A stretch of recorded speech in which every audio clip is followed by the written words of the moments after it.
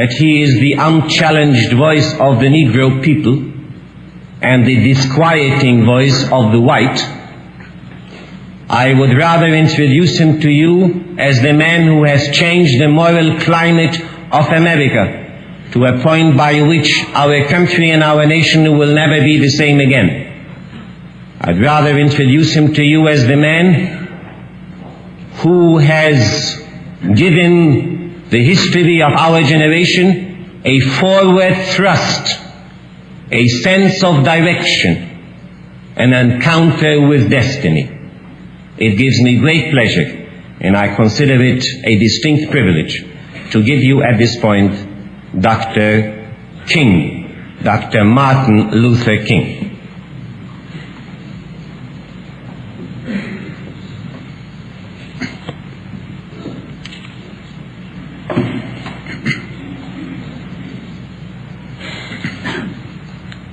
Rabbi Nussbaum, officers and members of this great congregation, ladies and gentlemen, I need not pause to say how very delighted and honored I am to have the privilege of being here this evening and to being a part of this very meaningful and significant worship service. And I want to express my profound and sincere gratitude to your distinguished rabbi for extending the invitation and giving me the opportunity to share these moments of fellowship with you. It is always a rich and rewarding experience when I can take a brief break from the day-to-day demands of our struggle for freedom and human dignity in the South and discuss the issues involved in that struggle with concerned people of goodwill all over this nation. And so I can assure you that I'm happy to be with you, and I consider you real friends of our struggle. I want to thank you for your support. Our struggle is often difficult and frustrating. It has its dark and desolate moments. But we are often given new courage and vigor to carry on when we know that there are friends of goodwill in the background who are supporting us. And we feel this day in and day out. And so I want to thank you in advance for your prayers, for your concern, for your moral support, and also for your financial support. And I can assure you that this financial support will go a long, long way in helping us to continue in our humble efforts to make the American dream a reality. And tonight I would like to have you think with me from the subject, keep moving from this mountain. Now I would like to take your minds back many, many centuries to a familiar experience so significantly recorded in the sacred scriptures. The children of Israel had been reduced to the bondage of physical slavery. And throughout slavery, they were things to be used, not persons to be respected. And throughout slavery, they were trampled over by the iron feet of oppression. They were exploited economically dominated politically and humiliated on every hand. But then God sent Moses to lead the children of Israel from the dark and difficult period of Egypt's slavery to a bright and better day. Moses stood up over and over again in Pharaoh's court and cried out, "Let my people go." And Pharaoh, with a hardened heart, refused over and over again. But then came that glad day when the Red Sea opened and God's children were able to leave the darkness of Egypt and move on to the other side. But as soon as they got out of Egypt, they discovered that before they could get to the promised land, there was a difficult, trying wilderness ahead. They had to realize that before they could get to the promised land, they had to face gigantic mountains and prodigious hilltops. And so, as a result of this realization, three groups of people emerged. One group said in substance that we would rather go back to Egypt. They preferred the flesh pots of Egypt to the challenges of the promised land.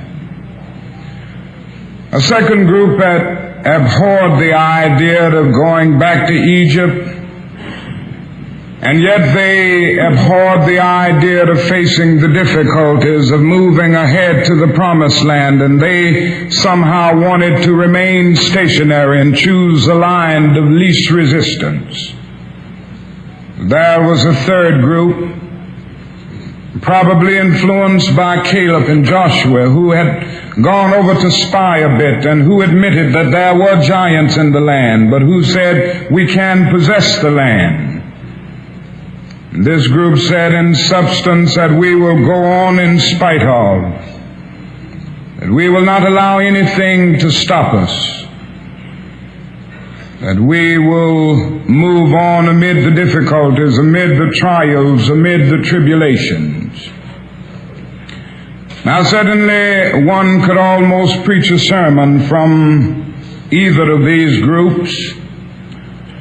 This evening I want to deal mainly with the second group, those individuals that chose a line of least resistance, those individuals who didn't want to go back to Egypt, but who did not quite have the strength to move on to the promised land. These are probably the people who wanted to remain stationary. These are the people who probably wanted to stop at a particular point and remain right there in the wilderness. And God speaks through Moses to these people in the first chapter of the book of Deuteronomy. He said, "Ye have been in this mountain long enough. Turn you and take your journey and go to the mount of the Amorites." In other words, God was saying through Moses that you must not allow yourself to get bogged down with unobtained goals. You must not allow yourself to get caught up in impeding mountains. Whenever God speaks, He says, "Go forward." Whenever God speaks, He says, "Move on from mountains of stagnant complacency and deadening passivity." And so this is a great challenge that always stands before men. in some real sense, we're all moving toward some promised land of personal and collective fulfillment.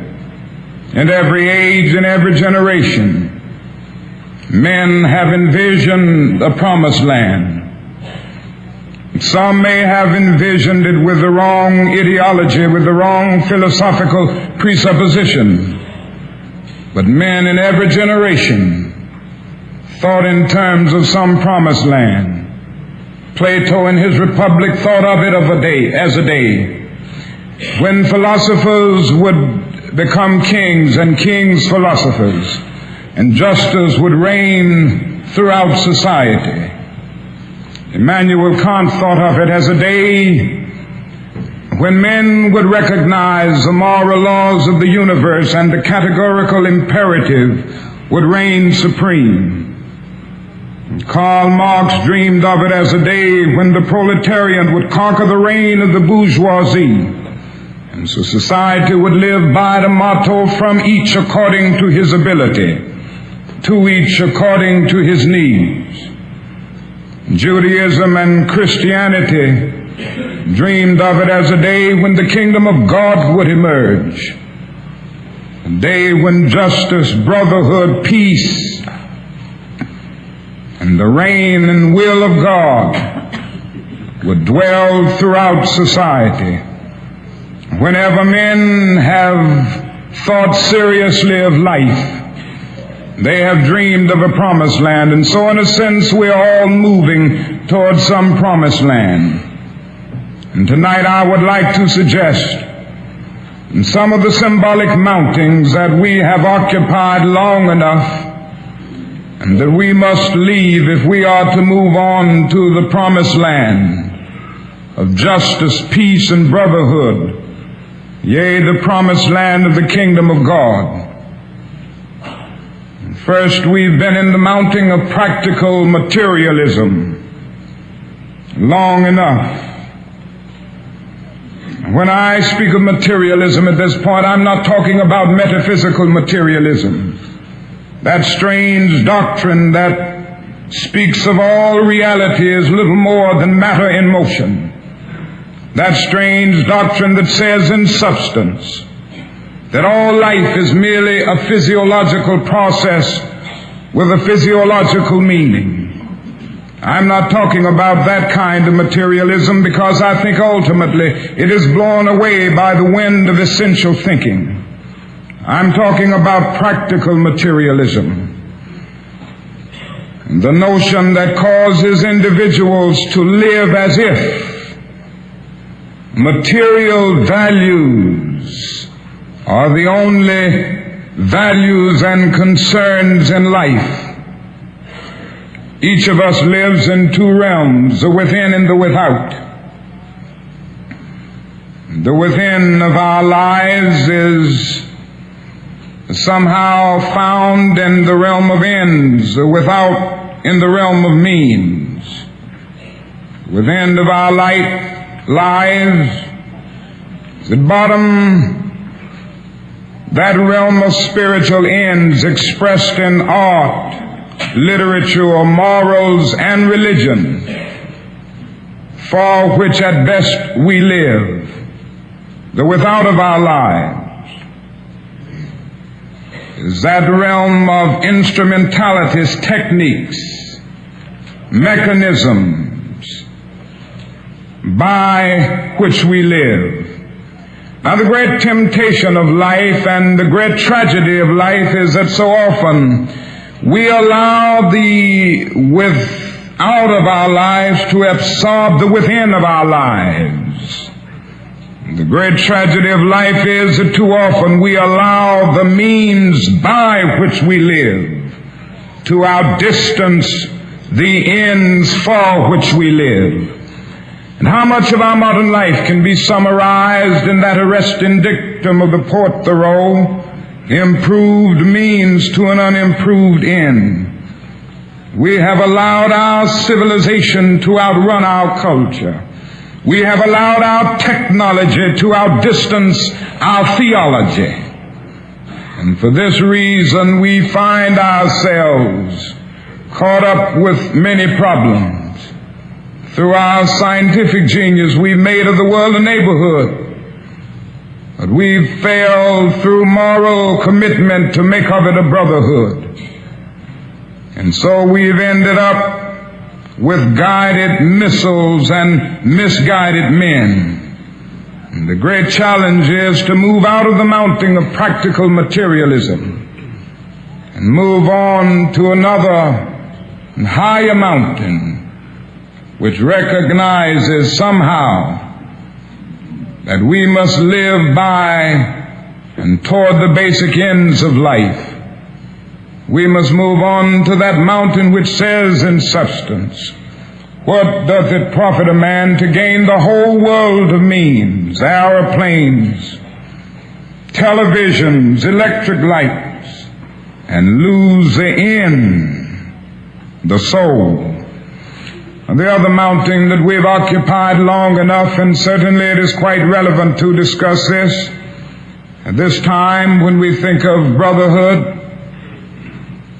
We've been in the mountain of racial injustice long enough.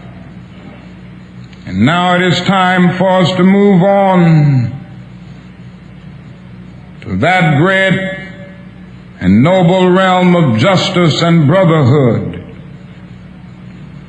That is a great struggle taking place in our nation today. And it isn't a struggle just based on a lot of noise. It is a struggle to save the soul of our nation. For no nation can rise to its full moral maturity so long as it subjects a segment of its citizenry on the basis of race or color. And somehow we must come to see more than ever before that racial injustice is a cancer in the body politic which must be removed before our moral health can be realized. Racial segregation must be seen for what it is. And that is an evil system, a new form of slavery covered up with certain niceties of complexity. Segregation is wrong, whether it is in the public schools, whether it is in housing, whether it is in recreational facilities, whether it is in any area of life. It is an evil which we must work to get rid of with all of the determination and all of the zeal that we can muster. Segregation is evil because it relegates persons to the status of things. And somewhere the theologian Paul Tillich has said that sin is separation. And what is segregation but an existential expression of man's tragic estrangement, his awful separation, his terrible sinfulness? And somehow we must work, labor, and struggle until every vestige of segregation is removed from our society. I remember some time ago that Mrs. King and I journeyed to that great country known as India, and we had some marvelous experiences. They will remain dear to me as long as the cords of memory shall lengthen. I remember one afternoon that we journeyed down to the southernmost point of India in the state of Kerala. And I was to address that afternoon some high school students who were the children mainly of parents who had been untouchables. And I remember that afternoon that the principal went through his introduction, and when he came to the end, he said, "I'm happy to present to you, students, a fellow untouchable from the United States of America." And for the moment I was peeved and shocked that he would introduce me as an untouchable, but pretty soon my mind leaped the Atlantic. And I started thinking about conditions back home. And I started thinking about the fact that I could not go into most places of public accommodation all across the South.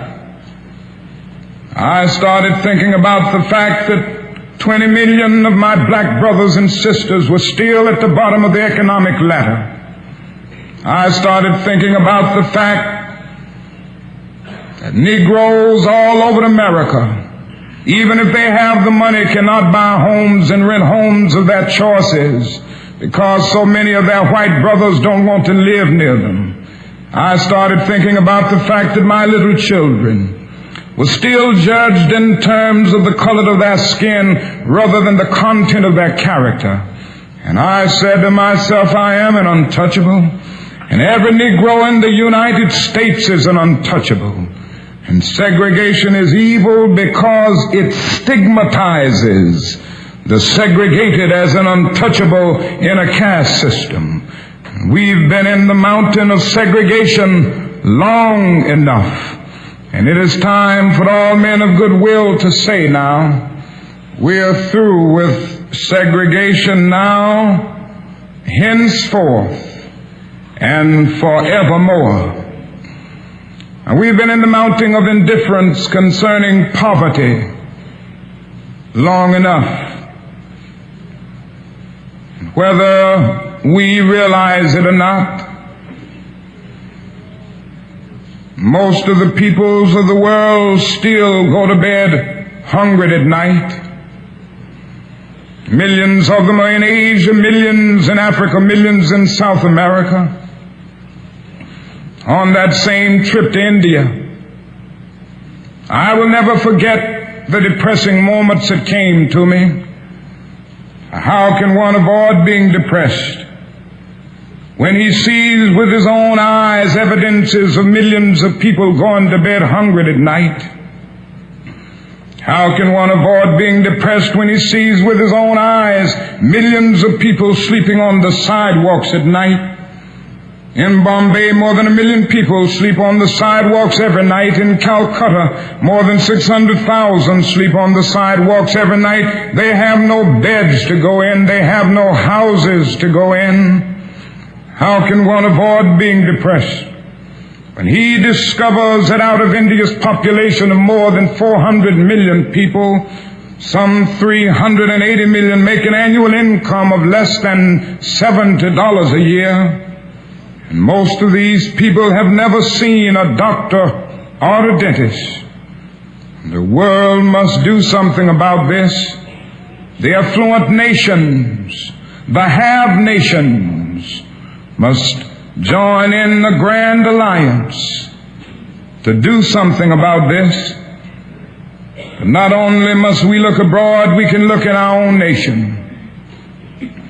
And we will discover that there are some 10 million families that are considered poverty-stricken families. These families have an average of 4 or 5 members, which means there are some between 40 and 50 million of our brothers and sisters in this country who are poverty-stricken. There they find themselves perishing on a lonely island of poverty in the midst of a vast ocean of material prosperity. And certainly if we are to be a great nation, we must solve this problem. Now, there's nothing new about poverty. What is new, that we now have the techniques and the resources to get rid of it. Some years ago, a thoughtful Englishman by the name of Malthus frightened the world by discussing the joint problem of production and population. He reached the conclusion in a book that the world was moving toward universal famine because man's population, the population rather, was outrunning man's capacity to produce. But it didn't take many years after that for for many other people to reveal that Malthus was wrong, that he grossly underestimated the resources of the world and the resourcefulness of man. It was Dr. Kirtley Mather, a Harvard geologist, a few years ago, who wrote a book entitled Enough and to Spare. And he said in substance throughout that book that there is enough and to spare in this world for all men to have the basic necessities of life. It boils down to the question of whether men and women in this nation are willing to be concerned about the least of these. A great nation is a compassionate nation. Who are the least of these? Least of these are those who still find themselves smothering in an airtight cage of poverty in an affluent society. Who are the least of these?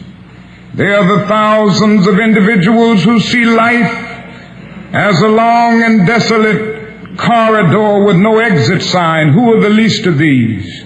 They are the little boys and little girls who grow up with clouds of inferiority floating in their little mental skies because they know that they are caught in conditions of economic deprivation. Who are the least of these? They are the individuals who are caught in the fatigue of despair. And somehow, if we are to be a great nation, we must be concerned about the least of these, our brothers. We've been in the mounting of indifference too long. And ultimately we must be concerned about the least of these. We must be concerned about the poverty-stricken, because our destinies are tied together. And somehow in the final analysis, as long as there is poverty in the world, nobody can be totally rich. We are all caught in an inescapable network of mutuality, tied in a single garment of destiny. And what affects one directly, it affects all indirectly. For some strange reason, I can never be what I ought to be until you are what you ought to be. And you can never be what you ought to be until I am what I ought to be. John Donne caught it years ago and placed it in graphic terms. No man is an island entire of itself. Every man is a piece of the continent, a part of the main. And he goes on toward the end to say, any man's death diminishes me because I am involved in mankind. And therefore never sin to know for whom the bell tolls. It tolls for thee. And when we see this, we will move out of the mounting of indifference concerning poverty. That is another mounting that we've been in long enough. It is a mounting of violence and hatred. I'm more convinced than ever before that violence cannot solve the problems of the world. Violence is both impractical and immoral. This is why I've tried in my little way to teach it in our struggle for racial justice. But I've come to see, and I believe with all my heart, that we cannot make the great moral contribution to our nation that we should make, and we cannot win the battle for justice if we stoop to the point of using violence in our struggle. And it is my basic feeling that if the Negro succumbs to the temptation of using violence in his struggle for justice, unborn generations will be the recipients of a long and desolate night of bitterness. And our chief legacy to the future will be an endless reign of meaningless chaos. Violence is not the way. That is still a voice crying through the vista of time, saying, he who lives by the sword will perish by the sword. And history is cluttered with the wreckage of nations. History is filled with the bleached bones of communities that failed to follow this command. And the same thing applies to love. This is no longer an idea that we can afford to ignore over the world. Love is basic for the very survival of mankind. And I'm convinced that love is the only absolute ultimately. Love is the highest good. He who loves has somehow discovered the meaning of ultimate reality. He who hates does not know God. He who hates has no knowledge of God. Love is the supreme unifying principle of life. Psychiatrists are telling us now that many of the strange things that happen in the subconscious, many of the inner conflicts are rooted in hate, and they are now saying, love or perish. Oh, how basic this is. It rings down across the centuries. Love the Lord thy God with all thy heart, with all thy soul, with all thy strength, with all thy mind, and thy neighbor as thyself. And we've been in the mounting of violence and hatred too long. And this not only applies in the struggle to achieve racial justice. We've got to move on to the point of seeing that on the international scale, war is obsolete, that it must somehow be cast into unending limbo. For in a day when Sputniks and explorers are dashing through outer space, and guided ballistic missiles are carving highways of death through the stratosphere, no nation can win a war. It is no longer the choice between violence and nonviolence. It is either nonviolence or non-existence. And the alternative to disarmament, the alternative to a greater suspension of nuclear tests, the alternative to strengthening the United Nations and thereby disarming the whole world, may well be a civilization plunged into the abyss of annihilation. And so we must rise up and beat our swords into plowshares and our spears into pruning hooks. And nations must not rise up against nations. Neither must they study war anymore. We've been in the mountain of war. We've been in the mountain of violence. We've been in the mountain of hatred long enough. It is necessary to move on now, but only by moving out of this mountain can we move to the promised land of justice and brotherhood and the kingdom of God. It all boils down to the fact that we must never allow ourselves to become satisfied with unattained goals. We must always maintain a kind of divine discontent. There are certain technical words within every academic discipline which soon become stereotypes and cliches. Every academic discipline has its technical nomenclature. Modern psychology has a word that is probably used more than any other word in psychology. It is the word maladjusted. Now, certainly we all want to live the well-adjusted life in order to avoid neurotic and schizophrenic personalities. But I must honestly say to you tonight, my friends, that there are some things in our world, there are some things in our nation to which I'm proud to be maladjusted, which I call upon all men of goodwill to be maladjusted until the good society is realized. I must honestly say to you that I never intend to adjust myself to segregation and discrimination. I never intend to become adjusted to religious bigotry. I never intend to adjust myself to economic conditions that will take necessities from the many to give luxuries to the few. I never intend to adjust myself to the madness of militarism and the self-defeating effects of physical violence.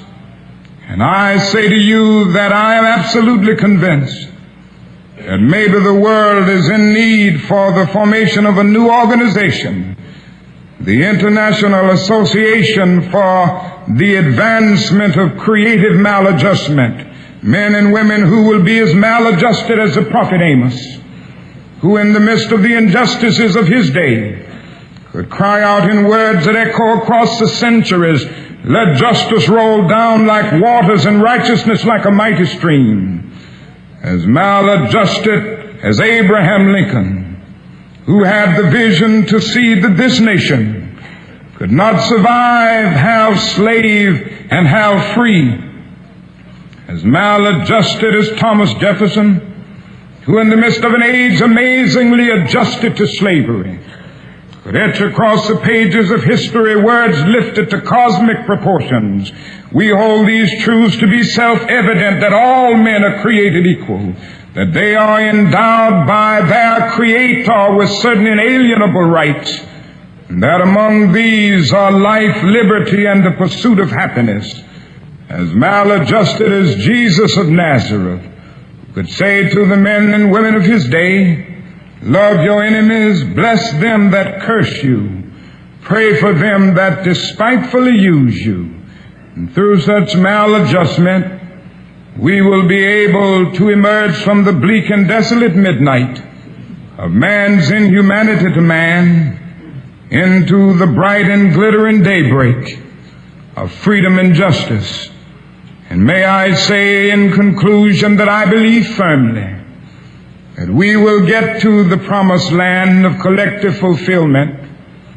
I still believe that right here in America, we will reach the promised land of brotherhood.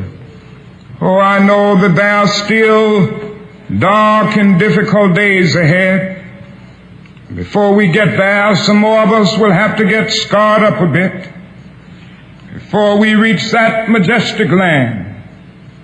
Some more will be called bad names. Some will be called Reds and Communists simply because they believe in the brotherhood of man. Before we get there, some more will have to be thrown into crowded, frustrating, and depressing jail cells. Before we get there, maybe somebody else like Medgar Evers, the 3 civil rights workers in Mississippi this summer, will have to face physical death.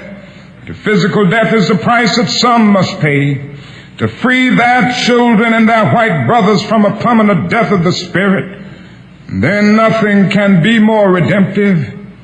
Yes, we were singing about it just a few minutes ago. We shall overcome.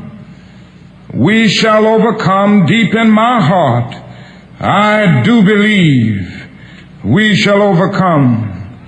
And I believe it because somehow the arc of the moral universe is long, but it bends toward justice. We shall overcome because Carlyle is right. No lie can live forever. We shall overcome because William Cullen Bryant is right. Truth crushed to earth will rise again. We shall overcome because James Russell Lowell is right. Truth forever on the scaffold, wrong forever on the throne.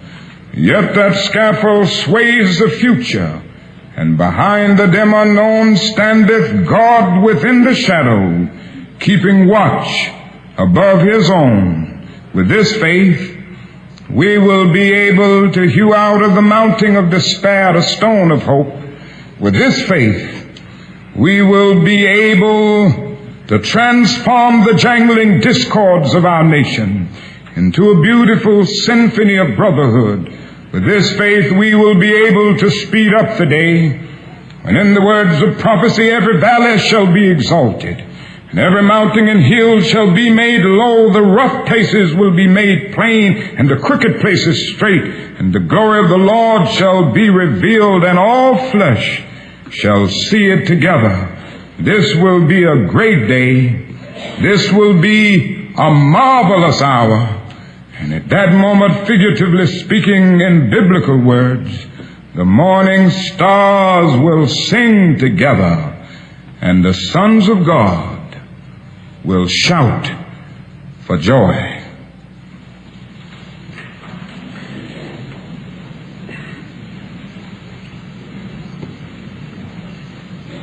We were privileged to hear a great oration, a wonderful sermon, deep and challenging,